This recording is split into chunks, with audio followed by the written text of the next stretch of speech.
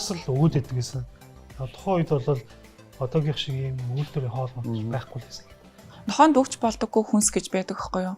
Одоо жишээл нохоонд хамгийн их хордлогыг үүсгэх боломжтой сонгон, сармис, давс, усан үзэм, шоколад гэх мэтчлэн ялангуяа хүмүүс нохоо олчоод сүү өгөөд гэдэг. Яг үндэ нохооны маань бие маань тэр сүүг шингээж чаддаггүй. Тэгэхээр гидсэд илүү өвдөх маягийн болдог гэсэн үг.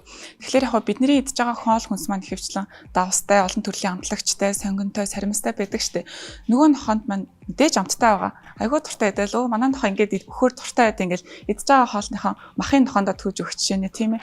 За тэгэхэд нохоо маань өнөөдөр зүгээр ингээд идж байгаа харагдж байгаа боловч энэ дотор байдаг хоолыг задлах хэвээр тэр ферментийг ялгаруулж байгаа нойр булчирхай маш их ажиллаж идэг гэсэн. Тэгэхээр өнөөдөр танаа нохоо зүгээр байгаа ч гэсэн магадгүй энэ хооллолт, буруу хооллолт ингээд дамжрах тусам ирээдүйд нойр булчирхайны асуудалтай болох боломжтой, ходоод бэгдсэний асуудалтай болох боломжтой байдаг. Түрүү нөгөө түүхэн мах өгдөг гэж манай доод инженер маань тэглэж шүү дээ. Таны хувьд ер нь тэр хэрэгэтэй зөрчилж гин үү таны бодлоо? Яг энэ дээр одоо юу гэдэг нь хон түүхэн мах өгвөл ингээд эсвэл яг нөгөө хуурай хоолыг өгвөл сайн гэсэн яг нэг тийм тодорхой судалгаа бол 100% гараагүй байгаа. Гэхдээ нөгөө нэг шинжлэх ухаан бас өдрө болгон л хөгжиж байна тийм ээ. Яагаад нохооны зориултын хоол гарч ирж байгаа вэ гэдэг чинь бас цаана учиртай. Одоо нохоо хоол гэхлээр яг одоо за Royal Canin гэдэг нэг брендийг аваад үзье гэж ботход German Awsark-ны хоол, Yorkshire-ийн хоол, Golden Retriever-ийн хоол гэл амар олон төрөл байдаг байхгүй юу.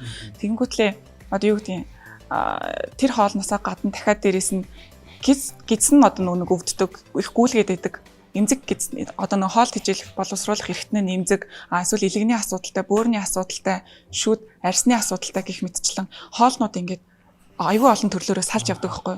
Тэгэхээр яг нохоонд нэг төрлийн хоолыг насаар нөгөн гэдэг бол айгүй өрөөсгөл ойлголт.